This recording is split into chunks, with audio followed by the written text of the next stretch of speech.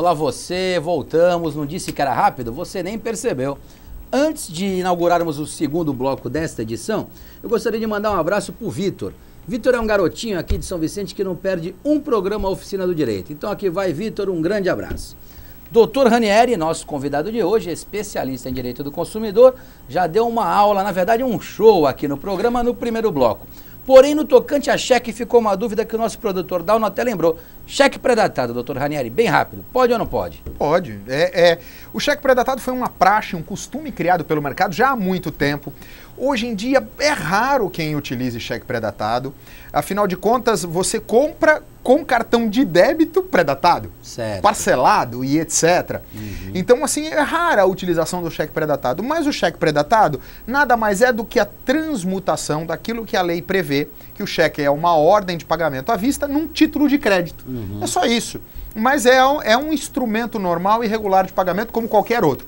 O consumidor precisa ficar atento para quem ele passa o cheque pré-datado, tá? Precisa ser alguém ou uma loja de confiança para não colocar o cheque antes do tempo. Porque se colocar o cheque antes do tempo, o banco não está obrigado a respeitar nenhum tipo de anotação feita no bom para tanto do tanto. Mesmo que seja gigante, né? Esse Porque a lei prevê que é ordem de pagamento à vista, o banco paga. Certo. Então, se o banco pagar e aquilo for tirar o dinheiro da conta do consumidor e depois faltar para pagar outras despesas, a única coisa que o consumidor vai poder fazer é mover uma ação contra quem apresentou antes do tempo para se indenizar dos prejuízos. Então, a cautela é cuidado para quem passa o cheque. Em bairro é muito comum ainda o cheque pré-datado, porque o comerciante de paciência cheia desse quase cartel das maquininhas, prefere correr o risco da inadimplência, até porque sabe onde moram os seus consumidores ali, e com o cheque eu digo, do que pagar a taxa de administração para as administradoras. Em algumas situações, essas taxas de administração e taxa de crédito, porque você vai numa loja e compra 3 vezes sem juros no cartão. Os sem juros, ficticiamente, são para você. Tá? Ficticiamente. Não existe venda sem juros. Não existe venda sem juros. Alguém, de alguma forma, está pagando esses juros e eles estão embutidos no preço sendo repassados para você. Se você comprou um produto de R$3.000 em 3 vezes de 1.000 sem juros, tá? Tenha certeza de que o vendedor, o comerciante, ele não vai receber do cartão R$3.000. Ele vai receber R$2.600, R$2.700. Consequentemente, ele já calculou o custo efetivo do produto para ele, margem de lucro e etc. Quando você pagou R$3.000, você poderia estar pagando só R$2.700, mas ele embutiu no preço o custo financeiro que ele vai ter com a operadora de cartão. Então não existe tantas vezes sem juros. Os juros estão embutidos no preço. Alguém está pagando os juros e quem está ganhando esses juros é a instituição financeira. E sempre quem sai perdendo é o consumidor, né? A história do cheque pré-datado. O comerciante pequeno, às vezes conhecendo o seu comprador, prefere vender no cheque pré-datado porque o custo é altíssimo, doutor Carlos. Sim. É altíssimo. As empresas de cartão de crédito, elas pagam. No mínimo, nenhum comerciante recebe com menos de 30 dias. Eu paguei hoje com o cartão de crédito, aquilo que eu paguei com o cartão de crédito, o comerciante não vai receber em menos de 30 dias. Geralmente são mais de 40, em algumas situações 45, 60, 50 dias. Só que aí a empresa de cartão oferece, pagamento antecipado. Eu te pago com 5 dias. Sim, para pagar com 5 dias eu cobro a taxa de não sei quanto. Aí isso entra embutido no giro. Na prática, o comerciante, o consumidor é quem vai pagar o lucro da instituição financeira. Para quem não sabe, nenhum outro país no mundo,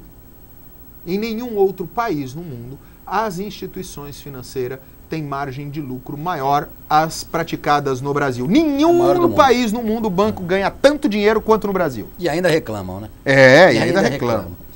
Esclarecemos o cheque pré-datado, vamos continuar na garantia agora. Doutor Ranieri, os tipos de garantia, o senhor já explicou no primeiro bloco. Legal e contratual. Legal e contratual.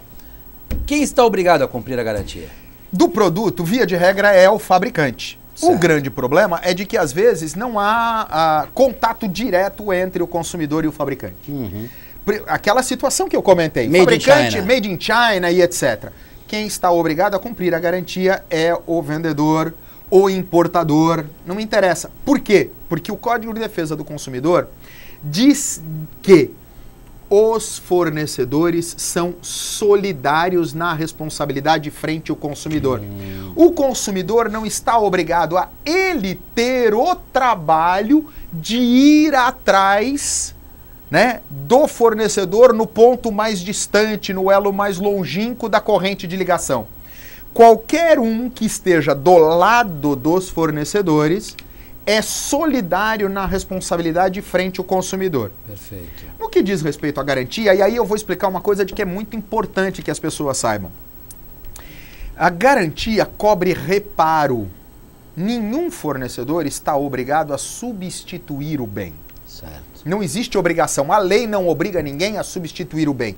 Não existe aquela história de que deu defeito em até 2 dias, 3 dias, 5 dias da compra, tem que trocar por um novo. Não, não existe. Isto algumas lojas fazem por praxe, prática comercial. Certo. Se ela colocar isso no papel, ela está obrigada, tá? Troca na loja em até 7 dias. Então apresentou defeito, tem o direito à troca, porque isso está escrito. Às vezes vem com aqueles carimbões na nota fiscal. Geralmente quem faz isso é supermercado, tá? Mas supermercado também já está deixando de fazer, porque eles criaram aqueles balcões de teste. Você comprou a impressora, você comprou a televisão, você comprou o secador de cabelo, você comprou o liquidificador, você passa no balcão de teste, eles ligam na parede, está funcionando? Qualquer defeito da porta da loja para fora, você vai ter que reclamar com a garantia, com a assistência técnica do fabricante. E aí, só que se a assistência técnica do fabricante não existir na sua cidade e você não for avisado previamente disso, não tomar ciência expressa sempre, o tempo todo, é muito importante. A informação tem que ser clara e específica. No momento da aquisição, todas as limitações aos seus direitos têm que ser deixadas claras para você. Você tem que ter plena ciência disso. Doutora, sem querer interromper, já interrompendo, mas é comum o consumidor dizer, olha, não me avisaram, e o vendedor fala, não, avisamos sim. Como se dá essa prova? Prova. O ônus da prova é do fornecedor. Sempre do fornecedor. O ônus da prova é do fornecedor. Basta o consumidor Sempre alegar, ninguém me disse nada disso. Exatamente. Perfeito. Só é muito importante de que todo consumidor, todo comprador tenha a noção de que isto é o que diz a lei. A lei também diz que é proibido matar, não diz? Sim. A lei também diz que é proibido roubar, não diz? A lei também diz que é proibido traficar, não diz? Também diz que é proibido ser corrupto, não diz? Só que não é porque a lei diz que as pessoas não matam, roubam, traficam, se corrompem. Então, assim, tudo isso é o que diz a lei. E como é que se faz para resolver quando alguém mata, quando rouba, quando corrompe? Quem é que resolve essas ilegalidades? O judiciário. O judiciário. Então, a lei prevê que tem que ser assim. Exige o seu direito, brigue por ele na frente do consumidor. Porque quando você mostra que você tem o direito para o fornecedor, geralmente o fornecedor acaba se rendendo. Então, brigue pelo seu direito.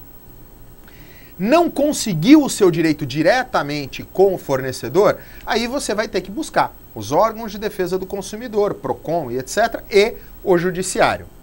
Já saiba antecipadamente de que não é porque está na lei de que você consegue de estalo de um dia para o outro. Tá? Vai ser uma batalha árdua, às vezes leva tempo e etc., mas eu adianto.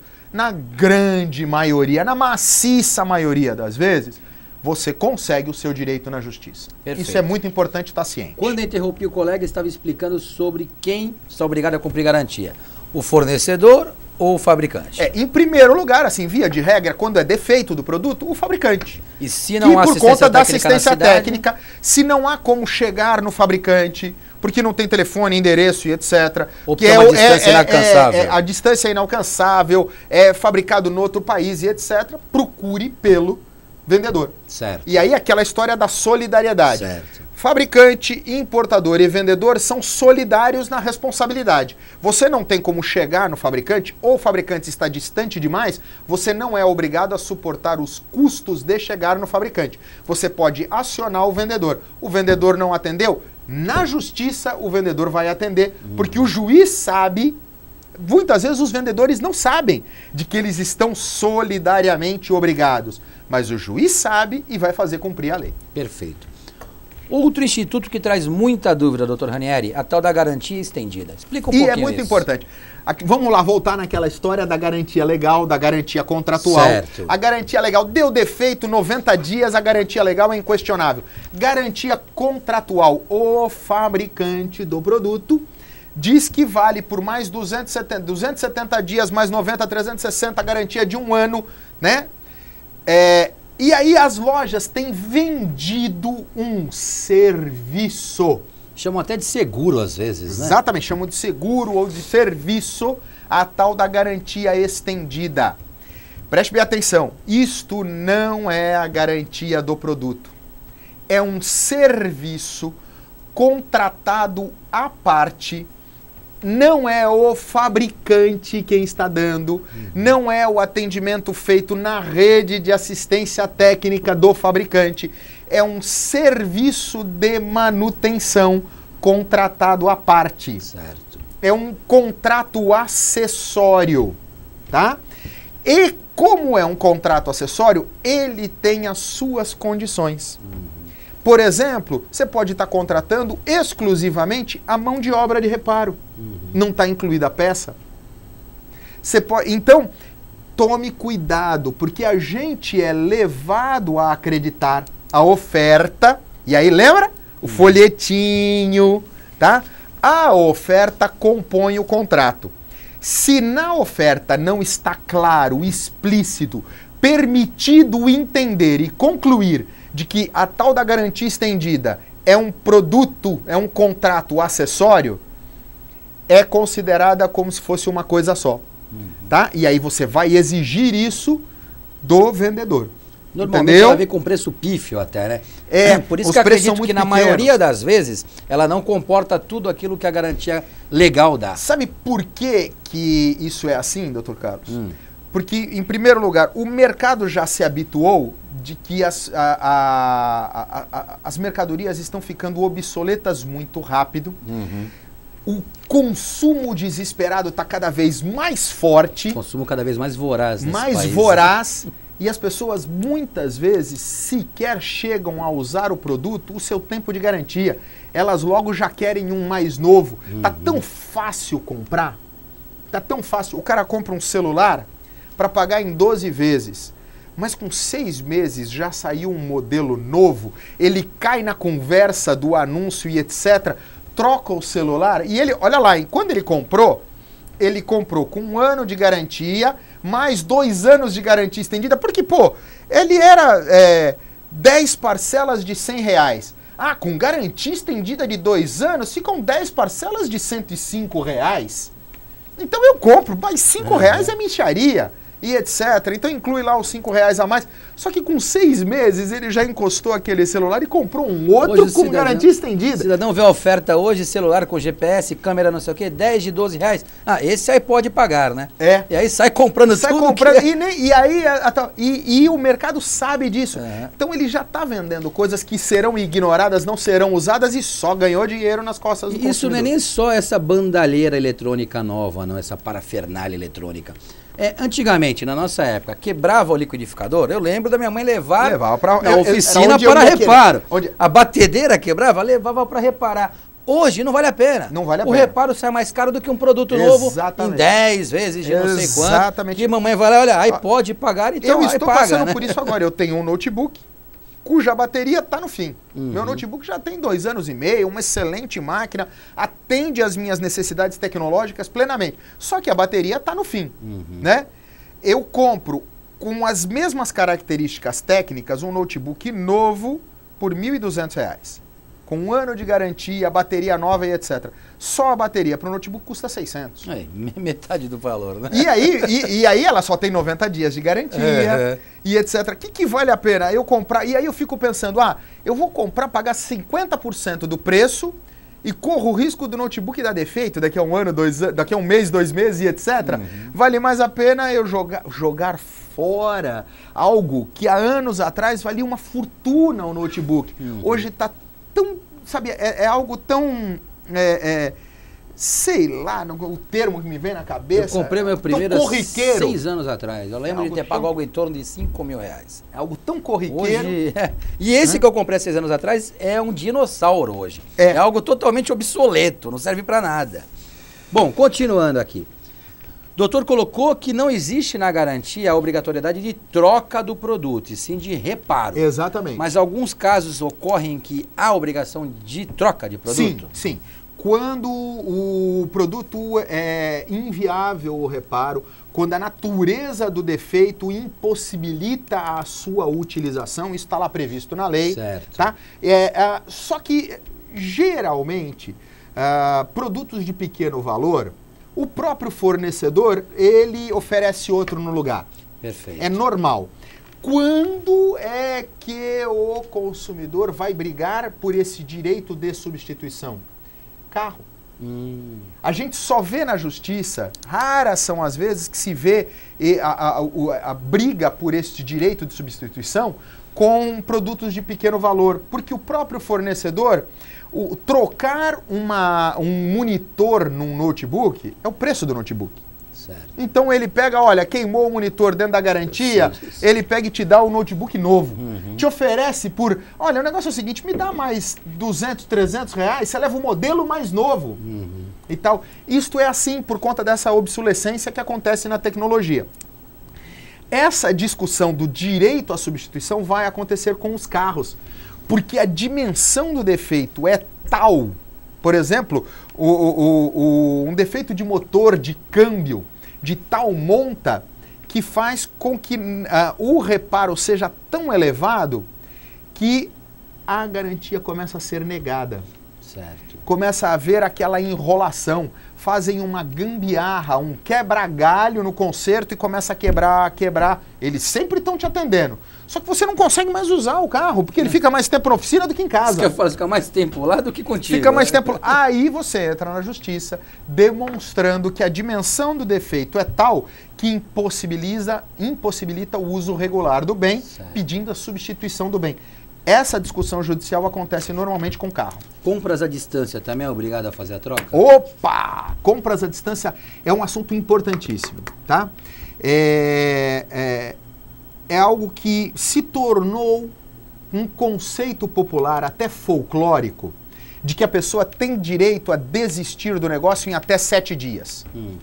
Tem, sim, desde que a compra seja feita à distância. Certo. Artigo, eu não sou muito bom para lembrar o número de artigo, mas se eu não me engano é o artigo 42 do Código de Defesa do Consumidor, lá num dos seus parágrafos, que prevê expressamente que as compras à distância, por quê? Porque a pessoa não pode pegar no produto, analisá-lo na sua essência material, ali, direta e pessoalmente, ela está confiando na palavra do fornecedor, quando chega na mão dela, não era bem isso que eu queria. Então, por não estar presente para verificar pessoalmente o produto, qualquer tipo de compra à distância, catálogo, Avon, Natura e etc e tal, compra por catálogo, telefone, correspondência, que praticamente não existe mais hoje em dia, internet, e aí é destaque. E essa merece uma atenção especial. Você pode desistir da compra até 7 dias depois do recebimento do bem,